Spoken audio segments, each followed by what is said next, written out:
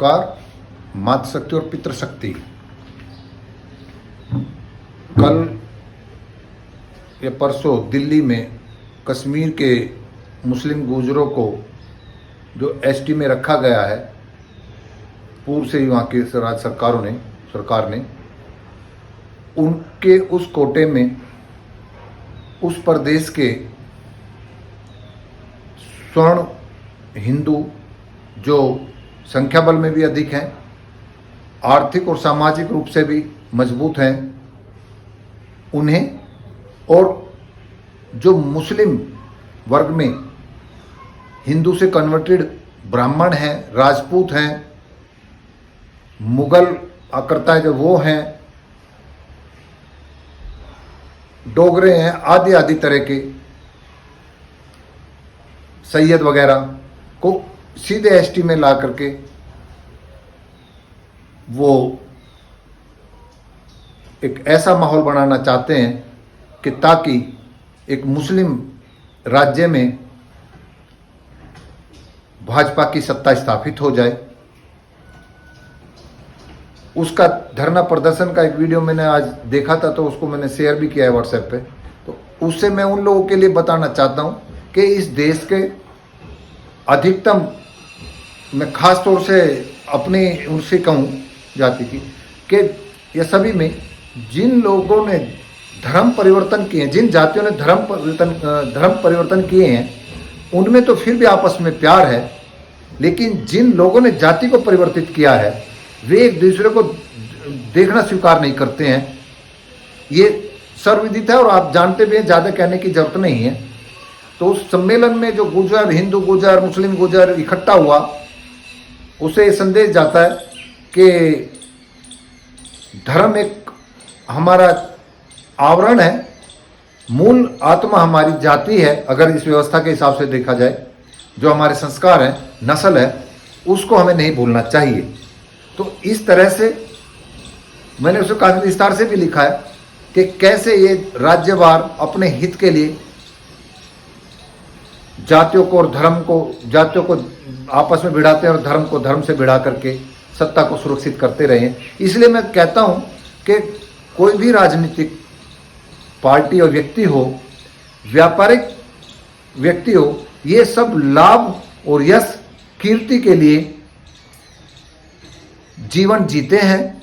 हम इनके ऊपर या इनके पीछे चल करके, हम दल में, जाति में बंद करके राष्ट्र को पीछे करने के इनकी साजिश में लगे रहते हैं। और ये सत्ता का सुख लेकर के मानते हैं कि इस सरकार में जो ये कहते हैं कि आर्थिक समृद्धि वैश्विक स्तर पर हमारे यहाँ अन्य से ठीक भी है, और आने वाले समय में हो सकता है आर्थिक शक्ति हम बन जाएं, परिस्थिति अवश्य, क्योंकि परिवर्तन ही संसार का नियम है। और पश्चिम के देश और अमेरिका वगैरह, इनकी आर्थिक स्थिति, इनकी अति भोग विलासिता के कारण रसातल में जाने लग रही है।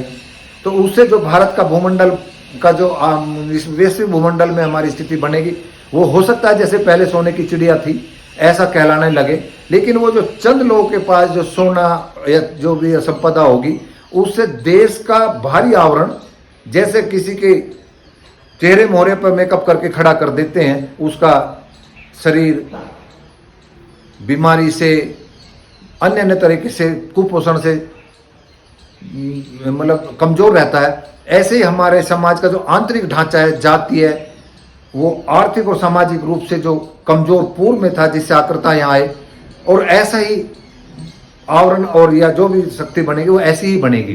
तो इस तरफ हमारा देश जा रहा है, इस पे भी हमें ध्यान देना चाहिए। साथ में कल एक पंजाब में शिवसेना का नेता मारा गया। आक्रोश का एक जो मैंने पढ़ा उसमें कि उनके वहां धरना प्रदर्शन, सड़क पे जाम लगा, लंबे जाम में फंस करके एक वहीं के स्थानीय व्यापारी दुकानदार ने जब वहां तक पहुंचा तो वो उसे खींचता में उसने उस पर फायर कर दिया और वो मर गया। अब उसको ये ट्विस्ट कर रहे हैं और उसको एक खालिस्तान के उससे जोड़ करके जो उसे एक ऐसा माहौल बनाया जा रहा है, यानी कि मैंने बताया जहां ये धर्म से लड़ा रहे हैं उस तरफ ये राह पर देश की राजनीति जा रही है। और ये इसका आप वैसे भी अवलोकन करें कि इस देश में, देश की आज़ादी के तुरंत बाद वैसे तो जिन्ना को जो पाकिस्तान बनाने की शक्ति मिली वो स्थानीय हिंदू शक्तियों के कारण ही मिली थी, क्योंकि वे चाहते थे कि देश के दो बंटवारे हों धर्म के आधार पर, और वो उसमें सफल भी हुए। और उन्हीं के समर्थकों ने गांधी जी को मारा।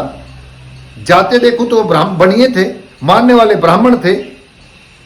तो इस देश में वो नैरेटिव नहीं चला जो नैरेटिव पंजाब में चलता है, या मुस्लिम्स के बारे में चलता है, या खालसा धर्म के बारे में चलता है, या कुछ विशेष जातियां जो सदा से ही सत्ताओं से टकराती और सत्ताओं को बदलती रही हैं, उनके प्रति इनका नजरिया होता है। इंदिरा को मारा तो क्या हवाला खड़ा, क्या नरसंहार किए गए थे। राजीव गांधी को मारा, तमिल लिट्टे उग्रवादियों ने मारा।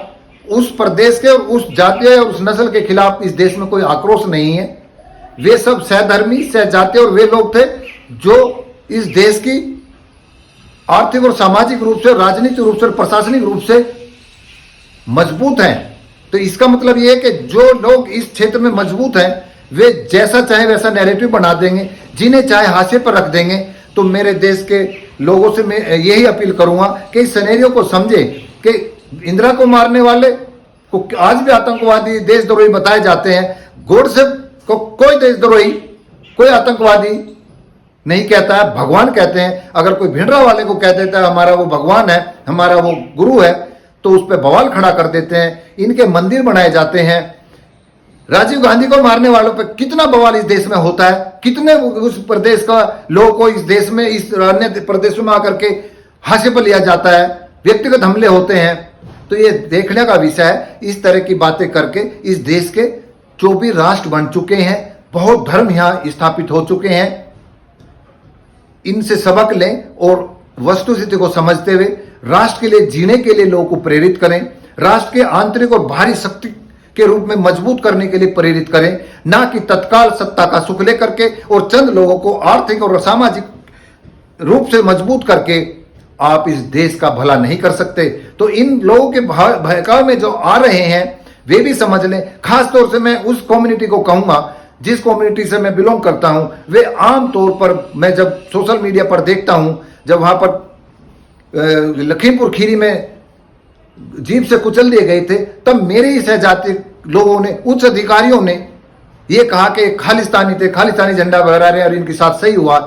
तो शर्मनाक है ये स्थिति। आप दिल्ली के गुजरों के आंदोलन को देख लीजिए, वहां हिंदू मुस्लिम सब गुजर इकट्ठे हुए और आप यहाँ उनको खालिस्तानी आतंकी बता करके, मुस्लिम जाट जो बने उनको कायर बता करके भिन्न भिन्न तरीके से अपने ही लोगों को हाशिए पे लेते हो। आपको समझ में नहीं आ रही है कि आप हमेशा लगातार आपकी शक्ति घट रही है। जिन्होंने दिल्ली के बादशाहों को और राजनेताओं को चुनौती दी है, सत्ता परिवर्तन कराए हैं, अपने हमारे पुरखों ने बलिदान दिया है, उनके बलिदान को आप नजरअंदाज करके लगातार घट रहे हैं। और जो भी आपका आज राजनीतिक वजूद है, कोरम पूरा कर रहे हैं। मंत्री और संतरी केवल उस रिक्त स्थान को भर रहे हैं। वे रिक्त स्थान के अलावा कोई सामाजिक उत्थान और बड़ा परिवर्तन राजनीतिक और आर्थिक रूप से हम अपनी नस्ल को नहीं दे पा रहे हैं, और हम इनके इस बंटवारे में बट करके अपनी ताकत को कमजोर कर रहे हैं। तो आप ये समझने का कोशिश करें कि देश को शायद हो सकता है पंजाब